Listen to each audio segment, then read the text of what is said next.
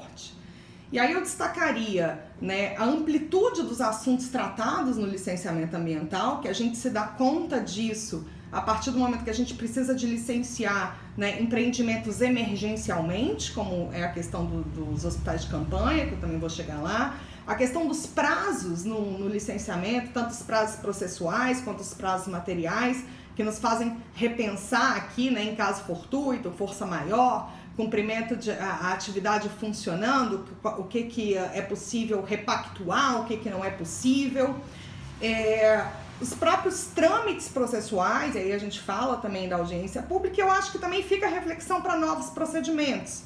E toda essa sistemática eu destacaria também para os empreendimentos que eu chamaria aí de emergenciais, que demandam em virtude da pandemia, os empreendimentos que já estão em curso e que precisam continuar a análise do licenciamento, né, durante esse período de pandemia, onde toda a sistemática de funcionamento de trabalho foi impactada, mas eu também chamo a atenção de como é que a gente vai repensar o licenciamento na retomada da economia. Porque, como a gente já falou, o agro e os empreendimentos de infraestrutura tendem a serem os grandes propulsores da retomada da economia e tem uma complexidade no licenciamento também emblemática, né? Priscila também já tocou num assunto aqui no ponto das populações tradicionais. Como é que a gente repensa? Será que é possível, né? Como é que a gente vai conciliar essa retomada da economia que pode e deve ser impulsionada por esses empreendimentos dentro da sistemática do licenciamento tradicional? E aí, feitas essas considerações breves, eu acho que em relação aos empreendimentos emergenciais, eu tomo como exemplo aqui os hospitais de campanha, essa iminência nos fez repensar no que é de fato emblemático dentro da análise do licenciamento ambiental. A gente também vem conversando, né, ao longo dos bate-papos que o licenciamento ambiental ele trata de questões ultra, né, ambientais, que são colocadas dentro da arena do licenciamento. E eu acho que quando a gente se depara na necessidade de licenciar empreendimentos que de fato têm impacto e que precisam ser pensados, mas que tem uma emergência indiscutível, né, uma iminência indiscutível, o licenciamento dos hospitais de campanha ele trouxe à tona o que deve ser efetivamente o foco nesse momento. E aí eu tomo o exemplo aqui do Rio de Janeiro, que foi quem regulamentou o assunto, que afunilou, né, nesse primeiro momento, os aspectos ambientais exclusivamente para saneamento e resíduo. Né? A gente não falou em medidas socioambientais, a gente não falou em medidas compensatórias, a gente não deixou um pouco de lado, né, essas outras questões e focou em questões estritamente ambientais. Também se teve aqui uma mudança no trâmite com a possibilidade de expedição eletrônica dessas autorizações e o que me chamou a atenção também é uma sinalização para a segurança jurídica da regularização desses empreendimentos. Embora grande parte dos hospitais de campanha sejam temporários, pelo menos aqui no Rio de Janeiro a gente tem situações em que eles não são provisórios, né, que depois vem a se efetivar como hospitais. Então já dá um mínimo de segurança jurídica para a regularização desses empreendimentos, porque imagina, ok, né, a gente faz a regularização, coloca em funcionamento para suprir essa emergência da pandemia e daqui a pouco regula minimamente, né, as questões ambientais, mas como é que fica isso daqui para frente? É uma insegurança jurídica para o empreendedor, para a sociedade, então já dá a regra do jogo no início do jogo. Então, a questão dos emergenciais, eu acho que nos faz aqui repensar em licenciamento para empreendimentos emergenciais. Eles têm que ser repensados sim, com foco em questões ambientais e já delineando como vai ser o seu processo de regularização. Em relação aos procedimentos tradicionais em curso, eu destacaria, né, os prazos processuais que já foram abordados aqui no bate-papo, aqueles que são meramente formais, que tiveram suspensão, mas os materiais, né, que são passíveis de repactuação, mas também trago a questão da otimização dos procedimentos. E aí, em relação às audiências públicas, que eu tomo como exemplo, as audiências públicas virtuais já vinham sendo praticadas, né, em outros, por um grande número de instituições. A gente tem aqui notícia do Ministério Público, de prefeituras, Câmara, o próprio Estado do Alagoas o Estado de Goiás utilizou a audiência pública virtual para discutir um decreto de revisão do licenciamento ambiental, e o artigo da Priscila é fantástico, ela traz todas essas referências, né, muito detalhadas, não só no Brasil, mas também no exterior, Estados Unidos fazendo uso. E quando a gente puxa isso para dentro do licenciamento ambiental, tivemos 2 casos emblemáticos. Um no estado de São Paulo, não só no licenciamento, mas assim, dentro do aspecto ambiental. O de São Paulo foi com a utilização da audiência pública virtual para concessão de projeto do Caminhos do Mar e para o Jardim Zoológico. E o Rio de Janeiro já também aproveita esse momento e regulamenta a audiência pública ambiental como um plus do licenciamento.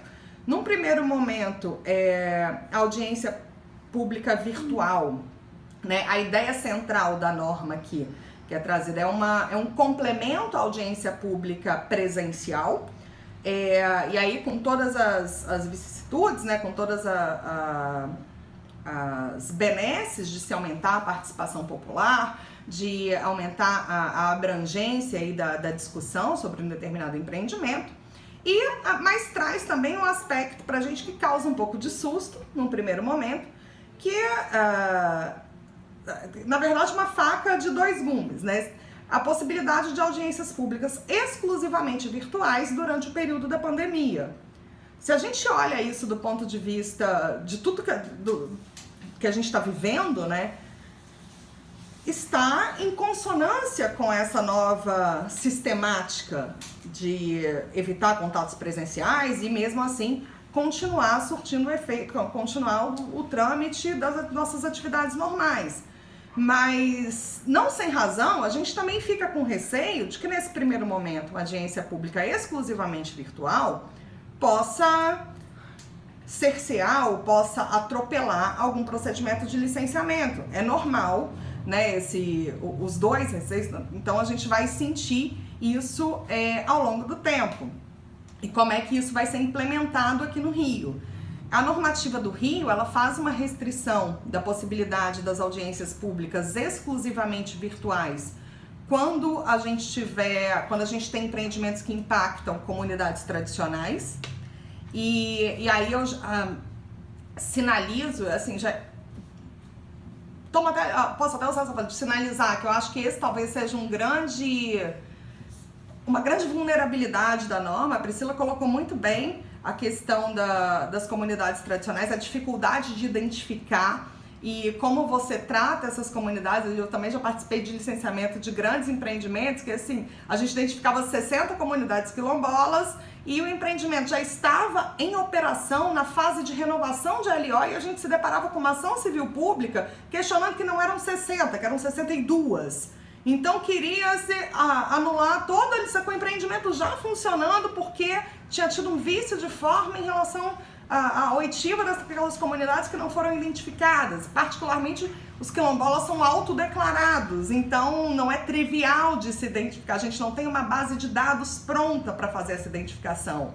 Então, acho que aí corre o risco, né, para mim tá o gargalo de, nesses empreendimentos, as audiências públicas exclusivamente virtuais, a gente ter sempre essa possibilidade de ter ou não uma comunidade tradicional e isso impactar depois em um questionamento judicial em relação aos licenciamentos ambientais que utilizaram dessa possibilidade.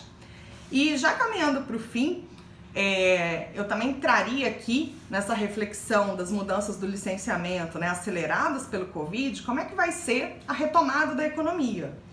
Os empreendimentos que nos parece que vai ser puxada pelo agro e pela infraestrutura. Empreendimentos os quais, principalmente a infra, que tem licenciamentos ambientais muito num rito trifásico quase sempre, muito demorados e muitas vezes judicializados. O que a gente pode, como é que a gente delineia, né? O licenciamento vai ser o óbice da retomada da economia por esses empreendimentos?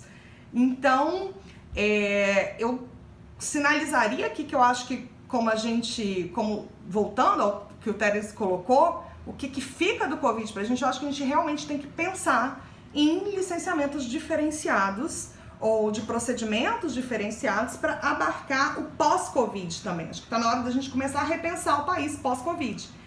E nessa esteira, eu destacaria aqui também uma previsão que está no decreto CELCA, que é o decreto que modifica o licenciamento ambiental aqui no Rio de Janeiro. Ele é do finalzinho de 2019, ele entra em vigor agora no final de junho de 2020. O Marcos já vai, a partir da semana que vem, o Marcos Almeida vai propiciar uma discussão aí dos aspectos do decreto CELCA. E ele tem uma previsão de que ele chama de empreendimentos estratégicos. Então, são empreendimentos que são qualificados pelo governador e passariam a ter uma prioridade, uma celeridade na tramitação, exatamente pelo impacto ambiental, social, econômico e mesmo financeiro que esses empreendimentos trazem.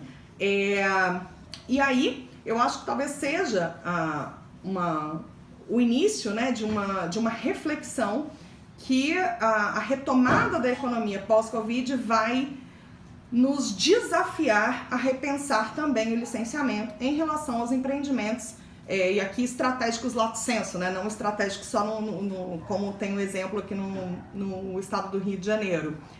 Eu acho que eu já ultrapassei meu tempo, mas em linhas gerais eram essas as questões que eu queria colocar, eram essas as reflexões.